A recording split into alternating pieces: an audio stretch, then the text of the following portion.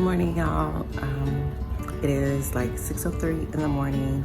I just finished with my power hour. Hey everybody, it's Tia and welcome back to my channel. If you are new to my channel, I make videos about personal finance, being a working wife and mom, hauls from Costco, Sam's Clubs, Target, and everywhere in between, and I make videos on a whole slew of other things. So if you're into all of that stuff, make sure you come back for more.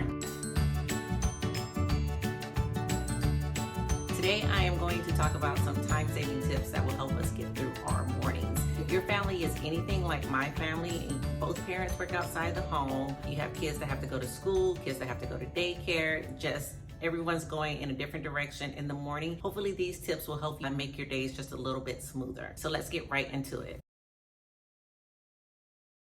The first tip that I have to save time in the morning is to do as much as you can the night before or the day before. So like when you get off work or before you're winding down. One thing that I do to help me save time in the morning is I pick out the clothes for the 2-year-old the night before. Sometimes I have the 9-year-old pick out her clothes, but she's pretty good in the morning for doing that. And if I don't pick out the clothes the night before, I just do it when I wake up at 5 a.m. This includes anything from prepping coffee. Like when my husband's traveling for work, I prep my K-cup. When he's in town, we just have a pot of coffee set on a timer. So prep that, prep snacks.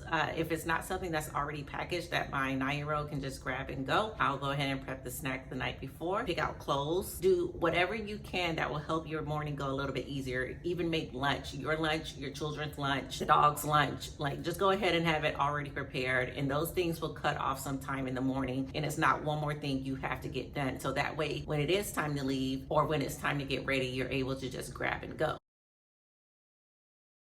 The second tip that will help you save time in the morning is to incorporate everyone. So like I said, when my husband's in town for work, he does coffee. He also helps get the kids ready. But then I have a 9-year-old and I have a 2-year-old. The 9-year-old is well and able of getting herself ready and also helping out doing things, whether it's entertaining the 2-year-old, helping make breakfast for her and the 2-year-old, or taking the dog out. But we kind of give everybody a piece of the pie so that everyone has their part. Some days it's not as much to do. Other days it's a little bit more to do. But if everyone has a effort in getting everyone out of the house, then things will also run a little bit.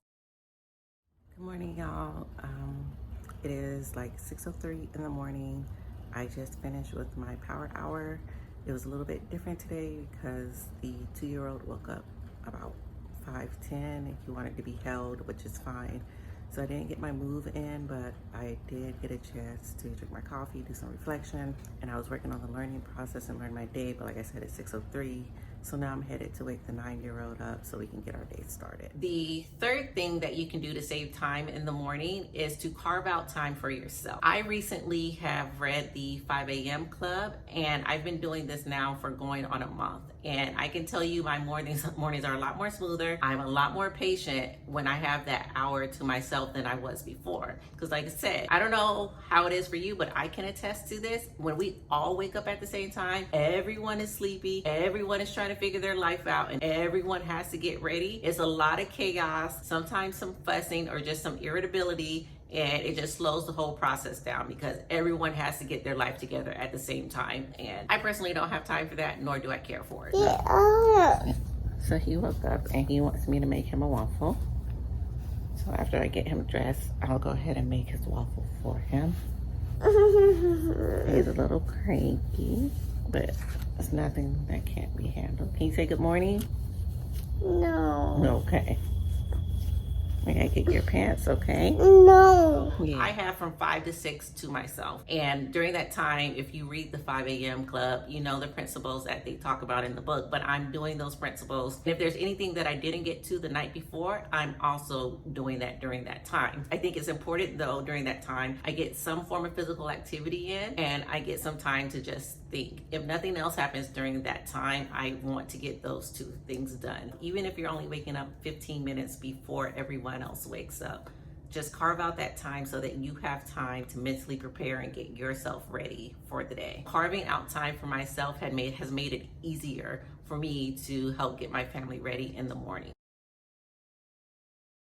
The next tip that I have for you is have an idea of what the morning looks like. What's going on? Are there like any papers that have to go back to school? Is there a special event that's going on that you have to be prepared for? Do you have to take extra clothes to daycare because you're going through potty training? Like, what does your morning look like? Every morning is going to be different, or some mornings will all be the same, but I can tell you Mondays for us are hectic. Like, everyone's going back to work, back to school, back to daycare, and then by Friday we're just trying to make it out the door. So things start off a lot busier during the week, and then it kind of winds down towards Friday. So just having an overall idea of what your morning is going to look like will help you save time. And it goes back to that piece of prepping before you go to bed or when you get off work, so that it just all ties together. The final tip that I have, and I think this is probably one of the most important tips when it comes to actually saving time, is give yourself grace.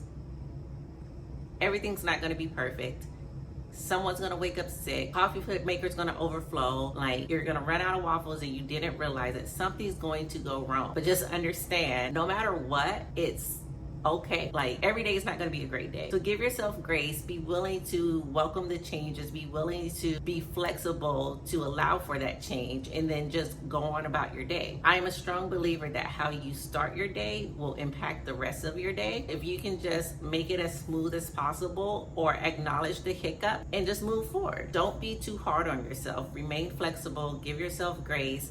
Acknowledge what happened and identify a way to make it better for the next time. In general, you have to have grace with yourself and know that it's okay to make mistakes. Too many times that we are hard on ourselves, we expect too much of ourselves, we stress ourselves out because things are not perfect. That's not going to do anything but create more chaos. And again, that energy will transfer to other people. So give yourself grace, learn from the process, embrace the process, enjoy the process, and then go from there. The tips that we talked about today to help you save time in the morning is prep and do as much as you can the day before. Incorporate everybody, carve out some time for yourself, try to plan and have an idea of what your morning actually is going to look like, and that will feed into you doing as much the day before. The fifth and final step is to give yourself grace. I hope you found this video useful and you picked up some tips that will help you with your morning routine.